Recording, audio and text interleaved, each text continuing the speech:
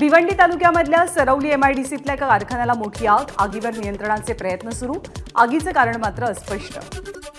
समृद्धी महामार्गावरती अनधिकृत पद्धतीनं पार्किंग केलेल्या वाहनांमुळे अपघातात वाढ.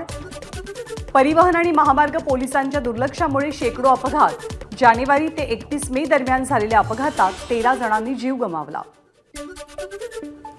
आता सॅटेलाइट करणार टोल वसुली. 2 वर्षात लागू होणार ग्लोबल नॅव्हिगेशन सॅटेलाइट सिस्टीम. रस्ते वाहतुकीचा टोल वसूल करण्यासाठी सध्या वापरात असलेली फास्टॅगची व्यवस्था लवकरच रद्द होणार आहे. मुंबईच्या पश्चिम उपनगरांमध्ये जोरदार पाऊस. जोगेश्वरी, गोरेगाव, मालाड, कांदिवली, बोरिवली, अंधेरी आणि विलेपार्लेसह अन्य ठिकाणी पावसाची हजेरी. सांगलीच्या अग्रणी नदीपात्र परिसरात मुसळधार पावसाची बॅटिंग. खानापूर आणि तासगावच्या वायफळे इथे अग्रणी नदीच्या बंधाऱ्यावरनं पाणी वाहतानाची दृश्य कॅमेऱ्यात कैद. वाशिम जिल्ह्यामध्ये सलग 5व्या दिवशी अनेक भागात वादळी वाऱ्यासह जोरदार पावसाची हजेरी. यामुळे बळीराजाच्या शेतातील कामांना आणि पेरणीच्या कामांनाही वेग. लातूरच्या निलंगा तालुक्यामध्ये पावसाची जोरदार बॅटिंग. छोट्या मोठ्या तलावांसह ओढ्यांनाही पाणी. अनेक ठिकाणी शेतशिवारात शिरलं पावसाचं पाणी. परभणीच्या पाथरी आणि मानवत तालुक्याला पावसानं झोडपलं. मानोलीमध्ये ओढ्याच्या पाण्यात 2 महिला पुरात वाहून गेल्या. एका महिलेला वाचवण्यात यश तर एक महिला बेपत्ता. पालघरच्या मनोरवाडा रोडच्या दुरुस्तीमुळे सुरू केलेला पर्यायी रस्ता मुसळधार पावसामुळे धोकादायक अवस्थेत. त्यामुळे या रस्त्यावरनं वाहतूक बंद होण्याची शक्यता. बुलढाण्याच्या खामगावमधील चितोडा गावाजवळ असलेल्या कांदा चाळीवरती वीज कोसळून आग. आगीमध्ये कांदा जळून भस्मसात तर बाजूला गोठ्यात बांधलेल्या 2 बैलांचाही मृत्यू. नागपूरमध्ये वादळी वाऱ्यांसह झालेल्या पावसानं संत्रा बाग जमीनदोस्त. नागपूरमध्ये वादळी वाऱ्यासह आलेल्या पावसानं नरखेड तालुक्यातल्या शेतकऱ्याची संत्रा बाग जमीनदोस्त केली आहे. लातूरमध्ये वादळी वाऱ्यासह झालेल्या पावसामुळे पपई बागेचं नुकसान. वीज कोसळून एकाचा मृत्यू तर 9 जनावरं दगावली. निलंगा तालुक्याला सर्वाधिक फटका. रत्नागिरी नागपूर राष्ट्रीय महामार्गावरील 400 वर्ष जुनं वडाचं झाड सलगचा पाऊस आणि वाऱ्यामुळे कोसळलं. या वटवृक्षाला वाचवण्यासाठी झालेल्या आंदोलनानंतर सरकारनं राष्ट्रीय महामार्गासाठी वृक्षतोडीबाबतचा कायदा बदलून नवा कायदा केला होता. धाराशिव जिल्ह्यातील उमरगा तालुक्यात मुसळधार पाऊस. शहरासह कदेर, नांगरवाडी, नारंगवाडी आणि इतर गावात पावसाची हजेरी. काही ठिकाणी गावात जाणाऱ्या पुलांवरती पाणी साचल्यामुळे वाहतूक बंद. हिंगोली जिल्ह्यात पावसाची हजेरी. पावसामुळे हवेत गारवा निर्माण झाल्यामुळे उकाड्यापासून हैराण नागरिकांना काही अंशी दिलासा. बुलढाण्यामध्ये सलग दुसऱ्या दिवशी मुसळधार पाऊस. शेगाव, खामगाव, नांदुरा या तालुक्यांमध्ये वादळी वाऱ्यासह पाऊस. पावसामुळे वातावरणात गारवा. बळीराजाही सुखावला. अकोला शहरासह ग्रामीण भागात वादळी वाऱ्यासह पावसाची हजेरी. उन्हामुळे हैराण झालेल्या नागरिकांना मोठा दिलासा. लातूरमध्ये सलग 5व्या दिवशी पाऊस. लातूर जिल्ह्यातील बळीराजा सुखावला. संवर्धनाचं काम सुरू असलेल्या विठ्ठल मंदिरात अतिवृष्टीमुळे काही ठिकाणी पाण्याची गळती. कामं पूर्ण झाल्यावरती सर्व अडचणी दूर होतील. मंदिर समितीचे कार्यकारी अधिकारी राजेंद्र शेळकेंची माहिती.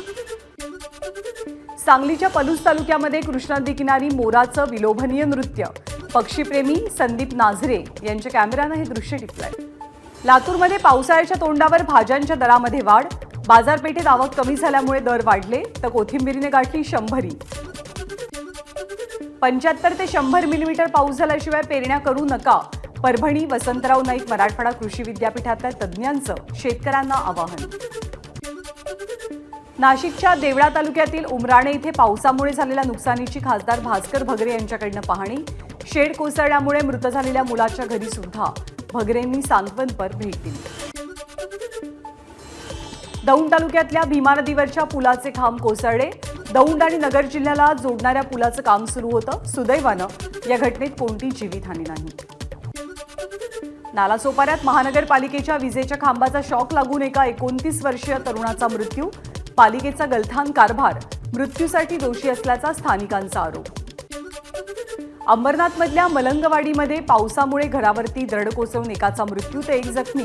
मलंगगडाच्या पायथ्याशी असलेल्या गुलाम बादशाह सय्यद यांच्या घरावरती ही दरड कोसळली. परभणीच्या जिंतूरमध्ये वीज कोसळून 70 वर्षीय नागरिकाचा मृत्यू, तर दैठणा शिवारातील धोंडी परिसरात मुसळधार पावसामुळे काही काळ धोंडी दैठणा मार्ग बंद.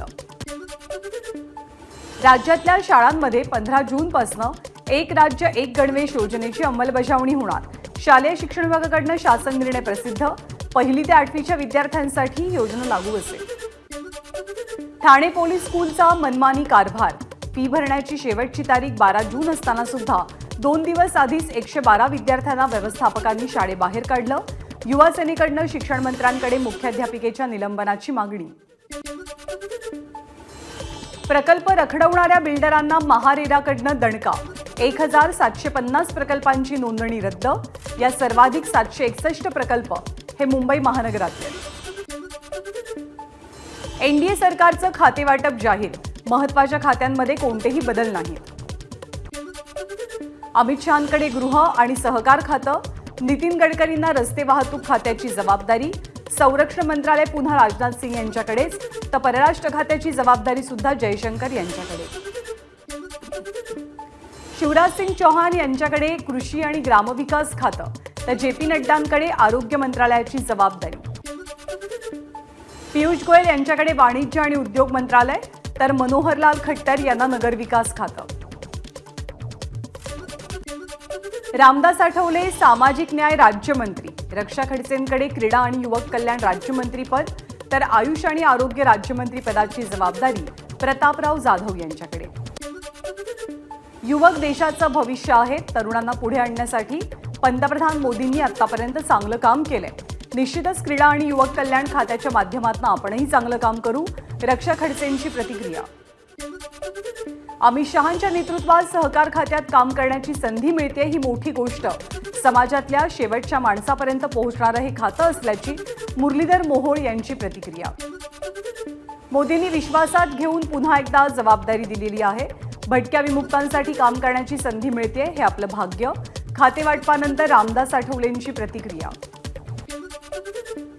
मंत्रिपदाची शपथ घेताच मुरलीधर मोहोळ ॲक्शन मोडमध्ये. पुण्यातल्या पावसाची परिस्थिती पाहून संबंधित अधिकाऱ्यांना दिल्या उपाययोजनेच्या सूचना. कॅबिनेट खातं न मिळाल्यामुळे खासदार श्रीरंग बारणेंची नाराजी उघड. शिंदे गटासोबत दुजाभाव होत असल्याचा बारणेंचा आरोप. प्रतापराव जाधवांच्या जागी श्रीरंग बारणे राज्यमंत्री झाले असते तर त्यांनी समाधानाची भावना व्यक्त केली असती. मात्र मंत्रीपद न मिळाल्यामुळे संताप आणि नाराजीमधनं हे बारणेंचं वक्तव्य पुढे आलंय. दरेकरांची टीका. एनडीए सरकारमध्ये नाराजी नाट्य सुरूच. शिंदे गटानंतर अजित पवार गटाकडूनही अन्याय झाल्याची खतखत व्यक्त. अजित पवार गटाला एक कॅबिनेट मंत्रीपद मिळायला हवं होतं. राष्ट्रवादीचे आमदार अण्णा बनसोडेंची प्रतिक्रिया. निवडणूक लढवताना काही मर्यादा असतात, त्याचं पालन झालं नाही. टेक्नॉलॉजीचा वापर करून असत्य मांडण्याचा प्रयत्न झाला. नागपूरमधल्या संघाच्या कार्यक्रमात सरसंघचालक मोहन भागवतांचं वक्तव्य. लोकसभेचे निकाल असे का लागले यात राष्ट्रीय स्वयंसेवक संघ पडत नाही. सरसंघचालक मोहन भागवतांचं वक्तव्य. तर प्रक्षोभक विधानांवरनं सर्वच पक्षांवर ताशेरे. गेली 10 वर्ष शांत असलेलं मणिपूर वर्षभरापासून अशांत आहे. तिथे जे घडलं ते घडलं की घडवलं गेलं हा प्रश्न आहे. मणिपूरच्या प्रश्नी लक्ष देणं गरजेचं. मोहन भागवतांचा सरकारला सल्ला. मणिपूर आणि काश्मीरमधल्या हिंसाचारावरनं सामनातनं मोदी सरकारवर टीकेचे बाण. हत्यांचं खापर चंद्राबाबू नायडू आणि नितीश कुमारांवरती फुटेल. सामनातनं उपरोधिक टीका. विधानसभेसाठी राष्ट्रवादीची 80 जागांची मागणी. मंत्री अनिल पाटील यांनी महायुतीतील मित्रपक्ष म्हणून विधानसभेच्या जागांबाबत मत व्यक्त केलं. विधानसभा निवडणुकीत जितक्या जागा शिंदेंच्या शिवसेनेला तितक्याच जागा राष्ट्रवादीलाही मिळाव्यात. लोकसभेत त्यांच्या जागा जास्त होत्या हे आम्हाला सांगू नये. छगन भुजबळांची भाजपला पुन्हा एकदा सूचना. निवडणूक काळात पंतप्रधानांनी केलेल्या टीकेला शरद पवारांचं प्रत्युत्तर. आपण भटकती नाही तर कायम राहणारी आत्मा आहोत. तुम्हाला सोडणार नाही. वर्धापन दिनाच्या कार्यक्रमात बोलताना शरद पवारांचं विधान. आता आपण 4च महिने राष्ट्रवादीचे अध्यक्ष असू. नोव्हेंबर महिन्यात स्वतःहून आपण अध्यक्षपद सोडणार. राष्ट्रवादीच्या वर्धापन दिनाच्या कार्यक्रमात जयंत पाटलांचं वक्तव्य. लोकसभा केवळ ट्रेलर आहे. पिक्चर अभी बाकी है. निलेश लंकेंचं राष्ट्रवादीच्या वर्धापन दिनाच्या कार्यक्रमात वक्तव्य. शरद पवारांचा नाद करायचा नाही, विधानसभेवरती पवार साहेबांचा झेंडा लागला पाहिजे, लंकेंचं विधान. पवारांनी आम्हाला 8 जणांना संसदेत पाठवलं. एकदा खासदारकीचं प्रमाणपत्र घेतलं की शेतकऱ्यांसाठी भव्य आंदोलन छेडणार, निलेश लंकेंचा इशारा. राज्यातले शेतकरी महायुतीच्या विरोधात होते. या शेतकऱ्यांनी तुम्हाला सत्तेतनं खाली खेचलंय. शेतकऱ्यांच्या जमिनीवरनं हायवे जात असेल तर विरोध होणारच, अमोल कोल्हेंचं वक्तव्य. आता विधानसभा हे एकच लक्ष्य. आपल्याकडे भरपूर जागा आहेत, जिथे मिळेल तिथे लढा, सन्मानानं लढा. राष्ट्रवादीच्या वर्धापन दिनाच्या कार्यक्रमात सुप्रिया सुळेंचं कार्यकर्त्यांना उद्देशून वक्तव्य. शिंदे, फडणवीस आणि अजित पवार लवकरच राज्यभर दौरे करणार. लोकसभा निवडणुकीत अपेक्षित यश मिळालं नाही, त्यामुळे आगामी विधानसभा निवडणुकीच्या दृष्टीनं तीनही नेते राज्यभर दौरा करतील. मुख्यमंत्र्यांच्या निवासस्थानी आमदारांची बैठक. लोकसभेत झालेल्या चुका विधानसभेत होऊ नयेत, या पार्श्वभूमीवर मुख्यमंत्र्यांचं आमदारांना मार्गदर्शन. तर या बैठकीमध्ये विधानसभेची रणनीती निश्चित झाली. लोकसभेत आम्ही चांगलं काम केलं, पण यश डोक्यात न ठेवता विधानसभेसाठी आणखी जोमानं काम करण्याच्या सूचना मुख्यमंत्र्यांनी दिल्याची आमदार दिलीप लांडेंची माहिती. प्रताप पाटील चिखलीकर यांच्या पराभवानंतर भाजपची नांदेडमध्ये चिंतन बैठक. भाजपच्या जिल्हा कार्यकारिणीत फेरबदलांची शक्यता. पराभवानंतर माजी खासदार प्रताप पाटील चिखलीकरांचा आभार दौरा. गेली 5 वर्ष लोकांनी प्रचंड सहकार्य केलं, त्यांचे आपण आभार मानणार, प्रताप पाटील चिखलीकरांचं वक्तव्य. राष्ट्रवादी शरदचंद्र पवार पक्षाचे आमदार राजेश टोपेंनी आंतरवाली सराटीत जात मनोज जरांगेंची भेट घेतली आहे. राजेश टोपे यांनी मनोज जरांगेंच्या प्रकृतीची विचारपूस केली. मनोज जरांगे पाटील यांच्याबद्दल अपशब्द काढणाऱ्या तिघांच्या विरोधात बीडच्या शिवाजीनगर पोलीस स्थानकात गुन्हा दाखल आहे. काँग्रेसचे प्रदेशाध्यक्ष नाना पटोले यांच्या नेतृत्वातील काँग्रेसचे शिष्टमंडळ राज्यपालांना भेटणार. राज्यातल्या महत्त्वाच्या मुद्द्यांबाबत राजभवनथे जाऊन चर्चा करणार. नाशिक शिक्षक मतदारसंघासाठी अर्ज छाननी पूर्ण. अर्ज छाननीनंतर 36 उमेदवार रिंगणात. महायुतीचे किशोर दराडे यांचा अर्ज वैध. पुणे महापालिका प्रशासनाविरोधात मनसे आक्रमक. पहिल्याच पावसात पुण्यात अनेक ठिकाणी पाणी साचल्याचा मनसेचा आरोप. प्रतिकात्मक बोटीत बसून पालिका प्रशासनाचा निषेध. पुण्यातल्या हिट अँड रन प्रकरणी अटकेत असलेले शिवानी अग्रवाल, विशाल अग्रवाल आणि अशफाक मकानदार यांना 14 जूनपर्यंत पोलीस कोठडी. घाटकोपर होर्डिंग दुर्घटना प्रकरणाची न्यायालयीन चौकशी होणार. त्यासाठी राज्य सरकारनं निवृत्त न्यायमूर्ती दिलीप भोसले यांच्या अध्यक्षतेखाली कमिटीची स्थापना केली आहे. सलमान खानला हायकोर्टाकडनं मोठा दिलासा. आरोपीच्या मृत्यूशी सलमानचा संबंध नाही, हायकोर्टाकडनं स्पष्ट. आरोपी अनुज थापरनं कोठडीमध्ये आत्महत्या केली होती. मुंबई विमानतळावरती सोन्याची तस्करी करणाऱ्या 2 महिलांना सक्तवसुली संचालनालयाकडनं अटक. या दोघींकडनं 19 कोटी 15 लाख रुपये किमतीचं 32 किलो 79 ग्रॅम सोनं जप्त. नागपूर विमानतळावरती सोनं तस्करीच्या प्रकरणात 2 प्रवाशांना अटक. या दोघांकडनं सोन्याच्या बिस्किटांसह महागडे मोबाईल फोन जप्त. गोंदियामधील प्रॉपर्टी डीलरच्या हत्येप्रकरणी 4 आरोपी पोलिसांच्या ताब्यात. आर्थिक देवाणघेवाणीतनं हत्या केल्याची आरोपींची कबुली. प्रेमविवाह केल्याच्या रागातनं वडिलांनी केली मुलाची हत्या. परभणीच्या पिंपरी देशमुख गावातली घटना. या प्रकरणी आरोपी वडील आणि मृत तरुणाच्या भावाला अटक. पालघरच्या मुरबे इथे प्रियकराकडनं प्रेयसीची हत्या. भांडण झाल्यामुळे राग अनावर होऊन हत्या केल्याचं उघड. वाढलेल्या तापमानामुळे बिहारमधल्या सर्व शाळा 11 ते 15 जूनपर्यंत बंद. विद्यार्थ्यांसह शिक्षकांनाही सुट्टी. सेक्सटेप प्रकरणातील आरोपी प्रज्वल रेवण्णाला 14 दिवसांची न्यायालयीन कोठडी. रेवण्णाची रवानगी 24 जूनपर्यंत बंगळुरूच्या सेंट्रल तुरुंगात.